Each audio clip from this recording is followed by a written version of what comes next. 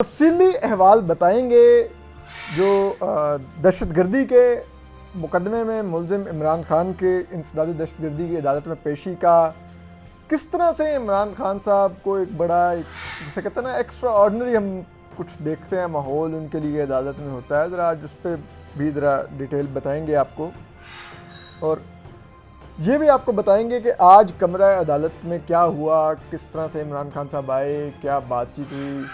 आज जो जज हैं इंसदादी दहशतगर्दी की अदालत के राजा जवाद हसन अब्बास साहब, उन्होंने आज बड़ा क्लियर इंडिकेशन दिया कि वो इस मुकदमे को ख़त्म करना चाहते हैं और जल्द ख़त्म और फौरी ख़त्म करना चाहते हैं।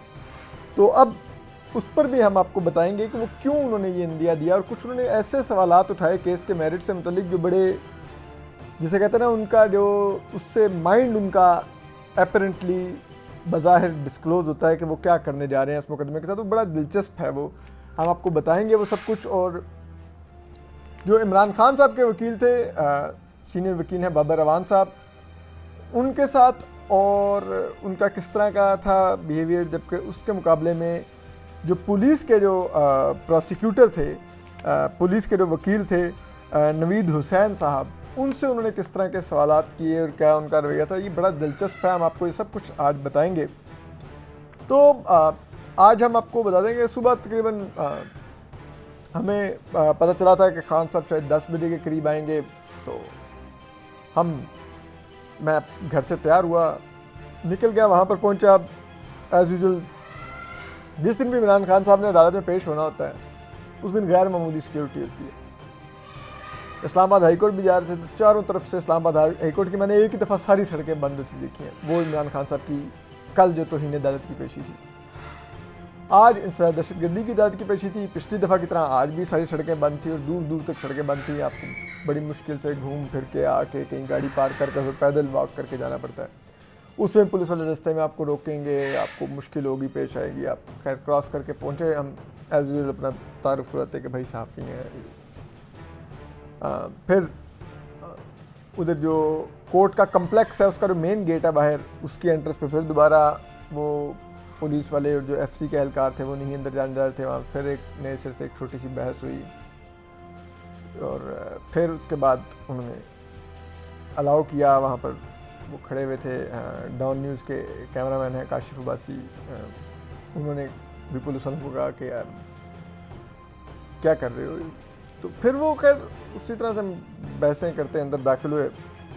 और उसके बाद जब अंदर गए तो अंदर जो स्पेशल ब्रांच के लोग जो कोर्ट के प्रीमिसेस में इंटरनल जगह पर जो खड़े हुए थे वो खैर पहचानते हैं, वो अच्छी तरह मिले। उसके बाद हम जियो न्यूज़ के जो हमारे साथी सहाफ़ी हैं एजाज़ सैयद, वो भी मौजूद थे, हम उससे गप लगाते आगे बढ़े। तो स्पेशल ब्रांच वाले ने कान में सरगोशी कर दी, आप आज लगता है जल्दी फारिग हो जाएंगे क्योंकि इमरान खान का पहला केस है तो अभी शायद 9 बजे उनकी कॉल आ जाएगी इमरान खान केस के। मैंने कहा अच्छा। हम गए, वो ये जो राजा जवाद हसन अब्बास साहब की जो अदालत है ये राइट साइड पे कॉर्नर पे है। तो हम गए जाके, तो अभी तक जज साहब नहीं बैठे हुए थे। हम आके अंदर खड़े हो गए। थोड़ी देर बाद हमने देखा कि लेकिन जब कमरा अदालत में दाखिल हुए तो जो सीनियर वकील हैं बाबर अवान साहब जो इमरान खान को रिप्रेजेंट कर रहे हैं वो, और उनके जो एसोसिएट हैं इनके साथ जो होते हैं शुरू से शबीर साहब, वो भी मौजूद थे, और चंद एक और भी वकला उनके साथी मौजूद थे। बाबर अवान साहब से हमेशा की तरह गर्मजोशी से मुलाकात की, साइड पर खड़े हो गए। उसके बाद जब 9:05 पर 9:10 पर जज साहब कमरा अदालत में आ गए और उन्होंने सबसे पहले रीडर ने पुकारा। बाहर जाके जो कोर्ट का एक एहलकार था उसने आवाज़ लगाई, इमरान अहमद न्याजी वल्द, इमरान अहमद न्याजी बनाम सरकार। तो बाबर अवान साहब ने एक लेटर जज साहब के आगे रखा और उन्होंने कहा कि सर इमरान खान साहब की लाइफ को थ्रेट है और यहाँ वो पेश होना चाहते हैं, इस्लामाबाद में मौजूद हैं, लेकिन बाहर इतनी ज़्यादा सिक्योरिटी की गई है, मुझे आने बहुत मुश्किल पेश आई, मेरे साथ लॉयर्स को बहुत मुश्किल पेश आई। और ये आईजी इस्लामाबाद है जो इमरान खान साहब को नहीं चाहता कि वो अपीयर हों अदालत में, क्योंकि उसने ये थ्रेट लेटर इशू किया है कि कुछ कालेदन तंजीम के लोगों को इमरान खान साहब को खुदा न खास्ता कत्ल करने की सुपारी दे दी गई है। तो उन्होंने वो जज साहब ने लेटर पढ़ा। उसके बाद उन्होंने कहा कि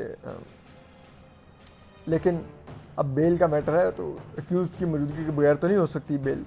तो उस पर इन्होंने बाबर रहमान साहब ने कहा, उन्होंने कहा कि नहीं वो तो पेश होना चाहते हैं और वो पेश होंगे भी, लेकिन आप आईजी इस्लामाबाद को डायरेक्शन दें कि वो इंश्योर करें इमरान खान साहब की सिक्योरिटी। अगर अदरवाइज इमरान खान को कुछ हुआ तो आईजी इस्लामाबाद जिम्मेदार होगा।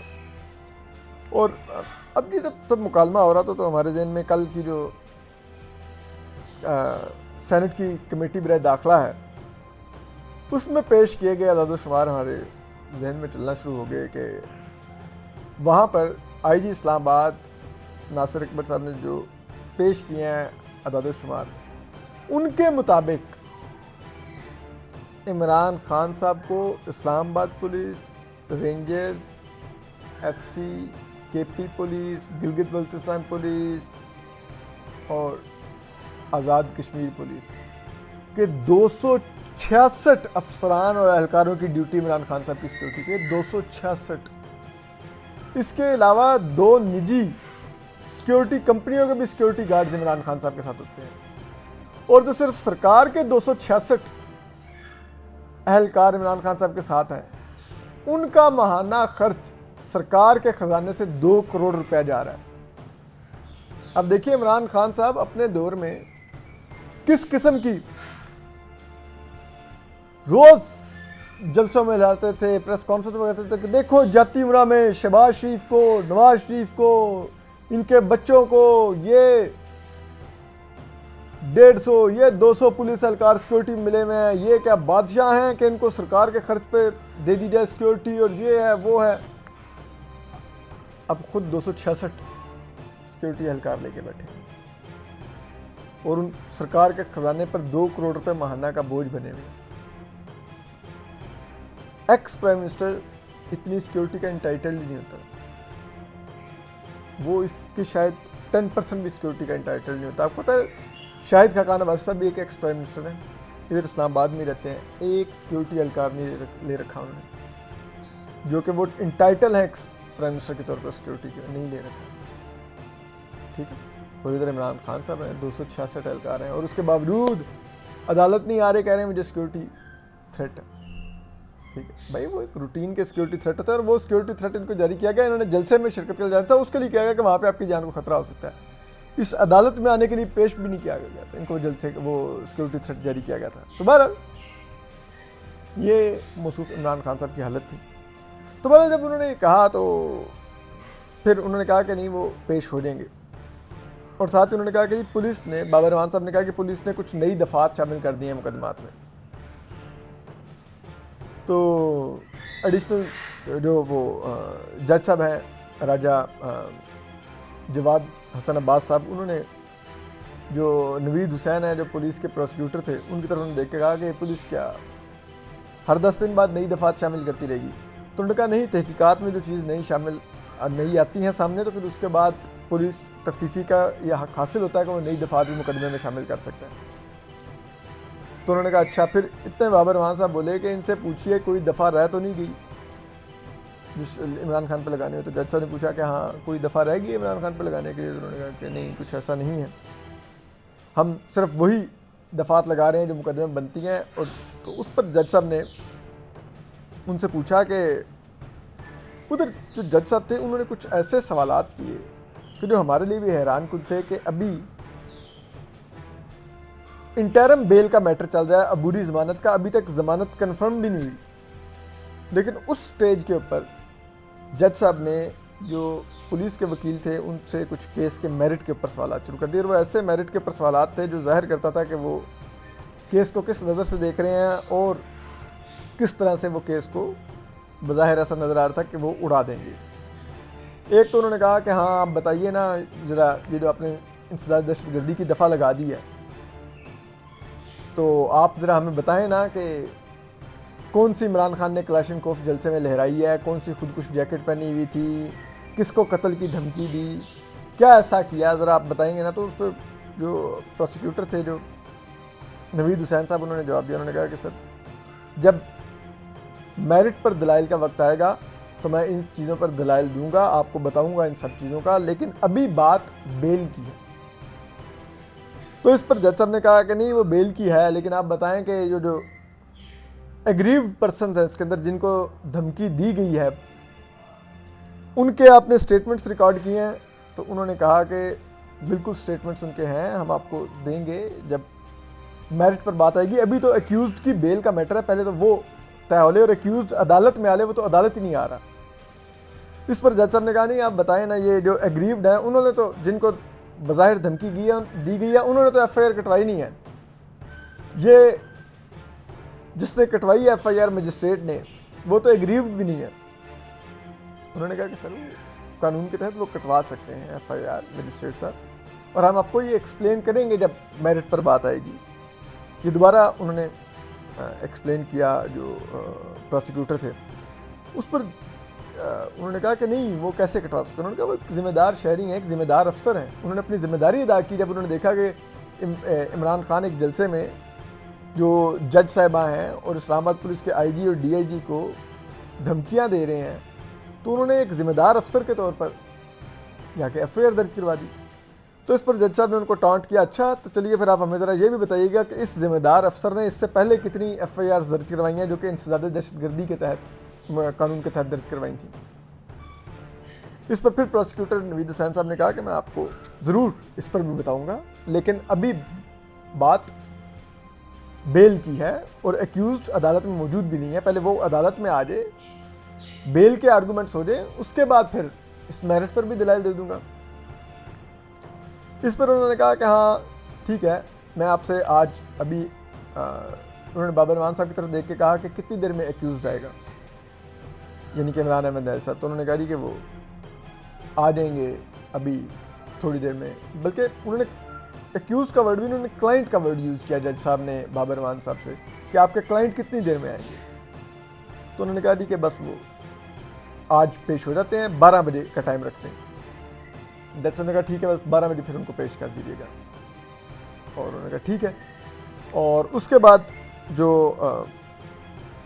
मोजिस जज साहब थे वो उठकर चले गए, हम लोग भी बाहर आ गए। और फिर हम बाहर आए तो एजाज सैयद और एक और साथी सहाफ़ी के साथ हम करीबी एक जगह पर चाय पीने चले गए। वहाँ से वापस आए तो अमजद नियाजी साहब जो अदालती कम्प्लेक्स है उसके बाहर मेन रोड पर फुटपाथ पर बैठे हुए थे। हम जाके मिले, वो अच्छी तरह मिले, तूर क्या हाल है, कैसे हो? अच्छा ठीक है सर। इतने में हमने उनसे पूछा कि आप बाहर क्यों बैठे हुए हैं? उन्होंने कहा यार पुलिस वाले अंदर नहीं जाने दे। तो एजाज सैयद ने कहा कि आपका इस्तीफ़ा तो भी एक्सेप्ट नहीं हुआ, तो आप कायमा कमेटी डिफेंस के चेयरमैन रहे हैं और आज अंदर नहीं जा पा रहे। तो उन्होंने कहा बस देख लो। तो हमने पास से दिया, हमने कहा कि इस अदालत के दरवाजे पर उस वक्त के वज़ीर दाखिला एहसन इकबाल को भी रोक लिया गया था, वो नवाज शरीफ के साथ अंदर जाना चाहते थे। तो अब स्क्रिप्ट बदल गया, हो रहा वही सब कुछ है, बस बात यह है कि अब आप लोगों के साथ हो रहा है। तो मुस्कुराए, उन्होंने कहा हाँ बस देख लो यही होता है यहाँ पर, इस मुल्क में 70 साल से यही हो रहा है। आप आज से 1960 की जाके अखबारों की हेडलाइनें पढ़ लो, 1970 की पढ़ लो और आज सुबह की अखबारों की हेडलाइनें पढ़ लो तो वही कहानी है। तो इस पर हमने उन्हें कहा कि देखें आपने तो आर्मी चीफ जिन कमर बाजवा की मुद्दत मुलाजमत तोसी के लिए कानून भी आप लाने वालों में थे, तो आपके साथ आज ये सलूक हो रहा है। तो उन्होंने कहा हाँ बस देखो इमरान अब खड़ा है, लड़ रहा है, तो अब हम ये सब कुछ फेस करेंगे। हमने कहा ठीक है। इतने में हम दोबारा अंदर चले गए। उन्होंने जज साहब ने हमें बुलाया और उस समय पे उन्होंने कहा कि आप लोग अगर लिस्ट दे दें सहाफ़ी कितने कमरा अदालत में होंगे जब इमरान खान साहब आएंगे, ताकि हम अप्रूवल कर दें। अभी रश है बहुत ज़्यादा हो जाएगा, तो हम चाहते हैं कि लिमिटेड नंबर ऑफ़ जर्नलिस्ट। हमने उनको तकरीबन 15 से 20 सहाफ़ियों की एक लिस्ट बना के उनको दे दी। उसके बाद फिर टाइम गुजरता रहा। 11:30 बजे फैसल चौधरी साहब आ गए, जो कि वकील हैं PTI के और साबिक वफाकी वज़ीर इंफॉर्मेशन इतलात फवाद चौधरी साहब के छोटे भाई भी हैं। वो आए तो उनके आने के तकरीबन 10 मिनट बाद हमने देखा 3 लोग जिनके सर फटे हुए थे उनके सरों पर पट्टियां बनी हुई थी, खून भी लगा हुआ था, उनको पुलिस लेके आके कमरा अदालत में खड़ी होगी।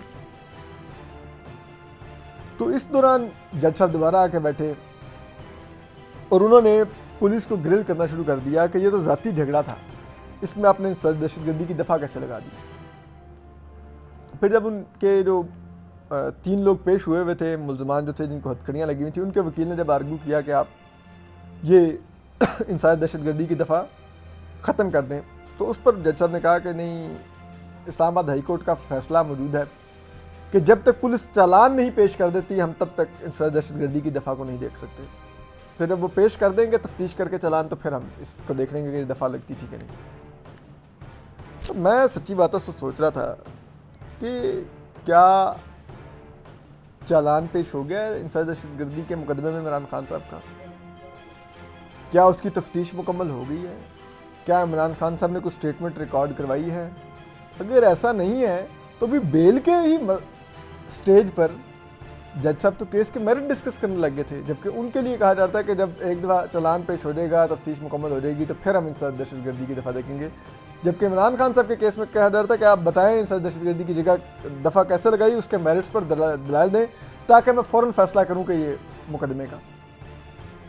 बहरहाल वो उसके बाद फैसल चौधरी साहब आगे रोस्टम पे और उन्होंने आके कहा कि जज साहब हमें आने में बहुत मुश्किल पेश आ रही है और बहुत पुलिस लगाई हुई है और कोई बताया नहीं हुआ कहाँ से दाखिला है कहाँ से नहीं, कभी किसी रास्ते से जाते हैं, कभी किसी रास्ते से हम आते हैं, हमें बड़ी मुश्किल है और इमरान खान साहब को भी आने में बड़ी मुश्किल होगी, तो ये कोई तरीका नहीं है। तो जज साहब ने कहा कि आप एक काम करें, ये बिल्कुल गलत बात है, सहाफ़ियों को मुश्किल पेश हो रही है, तो आप हमें एक फ़हरिस्त लिख के दे दें कि कितने लोग आपकी पीटीआई की तरफ से इमरान खान साहब के साथ आएंगे, पिछली दफ़ा जितने लोग आगे थे इतने लोग मत आएंगे, तो मैं फिर वो फैसिलिटेट कर दूंगा। और उसके साथ ही जज साहब ने तंज किया, उन्होंने कहा कि ये वैसे तो हम पासेस इशू कर सकते थे, लेकिन जो हमारा रजिस्ट्रार है अदालत का वो रिटायर हो गया और नया रजिस्ट्रार इस हुकूमत को, यानी कि जो नई कोलिशन हुकूमत है, इसके बारे में तंज करते हुए कहा इसको अब उम्मीद है तैनात करते हुए 2 साल तो लग ही जाएंगे।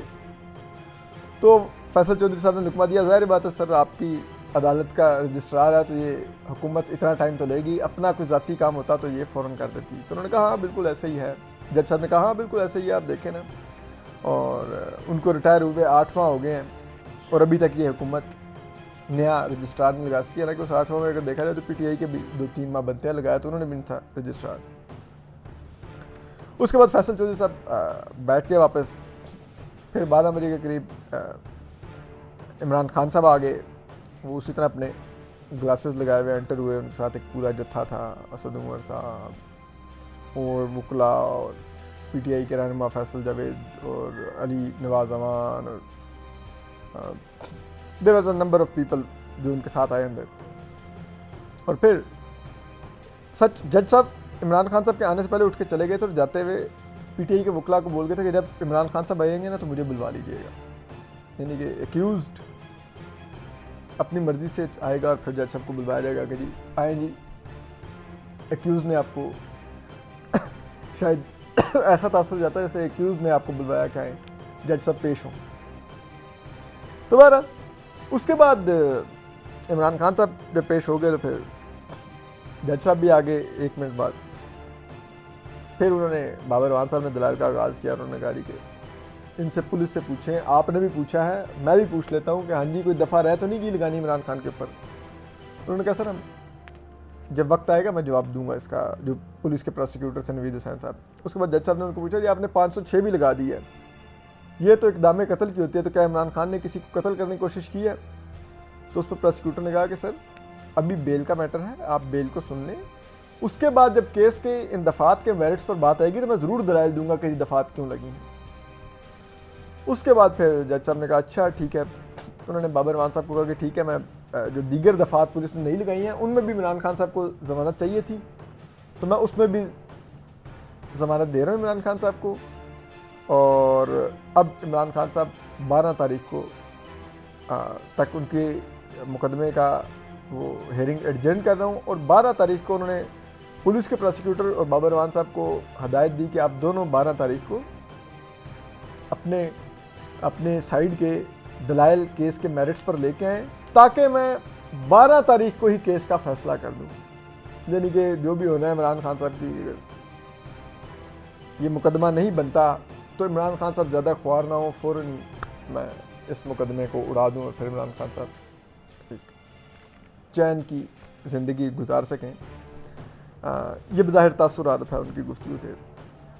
उसके बाद फिर ये राजा जवाद हसन अब्बास साहब जो हैं, ये हम इनका माजी भी आपको बता दें, ये जो मेमो कमीशन था उसके भी सेक्रेटरी रहे हैं, इस्लामाबाद हाई कोर्ट के 2 दफ़ा रजिस्ट्रार रहे हैं और उसके बाद वहाँ से फिर ये सीधे इंसदाद दहशतगर्दी की अदालत के जज मुकर्रर हुए हैं। बज़ाहिर ऐसा लगता है, जो उनको हम उनकी बॉडी लैंग्वेज देखें, कि वो ज़रा धीमे मिजाज के जज हैं, लोगों को अकोमोडेट करने वाले जज हैं, हम सहाफ़ियों के मामले में भी, वकला के मामले में भी। लेकिन इमरान खान साहब के मामले में जब आता है तो फिर वो बात यह है कि फिर वो आर्गूमेंट उस तरफ चला जाता है ना कि ये कोई लाडले हैं। कल भी वो इस्लामाबाद हाई कोर्ट में पेश हुए तो कमरा अदालत में बैठ के हंस रहे थे, गप्पे लगा रहे थे। 5 रुकनी बेंच ने एक दफ़ा उनको ये भी नहीं कहा कि आप रोस्ट्रम पे आके खड़े हो के ये तो बताएं आपने कल बात क्यों की, आपने जलसे में ज़ेबा चौधरी साहबा के बारे में बात क्यों की थी। आज भी यही हालत थी कि एक दफ़ा उनको रोस्ट्रम पे नहीं बुलाया गया। बेल की स्टेज के ऊपर ही केस के मेरिट्स डिस्कस हो रहे हैं। इंसदाद दहशतगर्दी की दफ़ा लगी कैसे इमरान खान साहब के ऊपर, मतलब ये अभी से इतनी हमारे मुल्क में परेशानी का बायस बन गया हमारी अदलिया के लिए कि इमरान खान साहब के ऊपर दहशतगर्दी की दफ़ा लग गई है, कैसे लग गई है। वो कि हम समझते हैं कि ये दफ़ात किसी तकरीरों की बुनियाद पर आप दहशतगर्दी के मुकदमे मत कायम करें, लेकिन इमरान खान साहब तो कायम करते रहे हैं। PTM का पुरअमन एहतजाज था दहशतगर्दी की FIR काटती। तो अब तब इस मुल्क में क्या होता था, इमरान खान साहब करते थे। लेकिन अब फिर वो नून लीग फिर वो आर्गू करती है कि ये लाडला है, इसको अदालतें भी हाथ नहीं लगा सकती, इसको कोई हाथ नहीं लगा सकता। तो वो इमरान खान साहब का है। पर फिर इमरान खान साहब जब बाहर निकले तो हमने उनसे सवालात भी किए। एजाज सईद साहब ने भी उनसे पूछा कि आपकी बेगम को जो हार मिला है मलिक रियाज की तरफ से, क्या वो सच है? तो उन्होंने कहा कि हीरे बहुत सस्ते हैं, कोई और चीज़ बताएं। और फिर भी वो बार बार आज भी कह रहे थे कि मैं बहुत ख़तरनाक हो गया। तो हम सब ने उनसे पूछा कि किसको आप कह रहे हैं, कि आप इस्लामाबाद हाई कोर्ट को कह रहे हैं कि आप ख़तरनाक हो गए हैं, इंसदाद दहशतगर्दी की अदालत के जज को आप कह रहे हैं आप ख़तरनाक हो गए हैं, या आर्मी चीफ जनरल कमर बाजवा को आप कह रहे हैं कि आप ख़तरनाक हो गए हैं, या वज़ीर-ए-आज़म शहबाज शरीफ को आप कह रहे हैं कि आप ख़तरनाक हो गए, किसके लिए आप ख़तरनाक हो गए? तो इन सब सवालात का जवाब अभी हम आपको इस वीडियो में मिल जाएगा। वो हमने वीडियो रिकॉर्ड की है, वो भी अभी हम प्ले कर रहे हैं। अपना ख्याल रखिए, शुक्रिया। खान साहब ये बताएं अदालतों की खौफ छोड़ तो नहीं कर दिया मैंने, अदालतों की खान साहब अदालतों की खौफ किसने करवाया? खान साहब माफी मांगेंगे। फैसला किसने करवाया? खान साहब फैसला किसने करवाया? आपने लास्ट टाइम कहा था कि फैसले करवाया जाने से नहीं। हर रोज खतरनाक होता जा रहा हूँ, हर रोज ज्यादा खतरनाक हो रहा हूँ। किसके लिए खतरनाक है? किसके लिए सदर होगा? हो गया सदर होगा, बड़ा खतरनाक हूँ।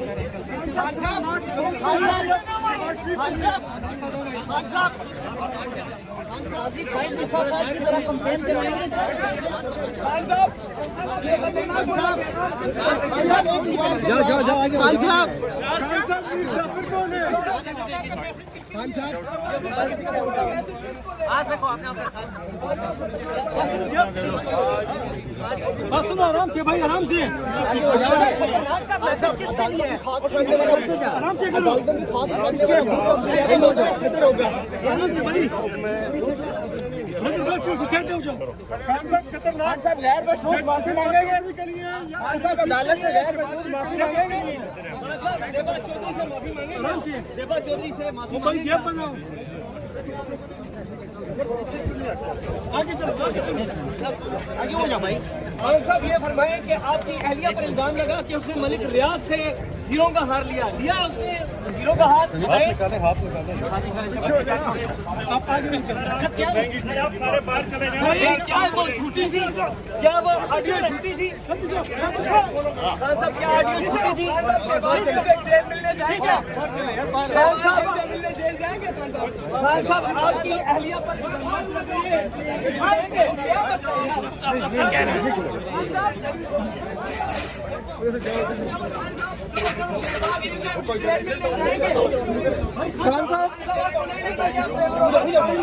खान साहब सीमा चौधरी से माफी मांगेंगे। YouTube पर गूगली न्यूज देखने के लिए youtube.com की सर्च बार में गूगली न्यूज टीवी टाइप करें। गूगली न्यूज के पेज पर सुर्ख रंग के सब्सक्रिप्शन वाले बटन पर क्लिक करना ना भूलिए। YouTube पेज पर अपलोड होने वाली वीडियोस से बाखबर रहने के लिए बेल आइकन पर क्लिक कीजिए। आपको हर नई वीडियो के बारे में नोटिफिकेशन मौसूल हो जाएगा।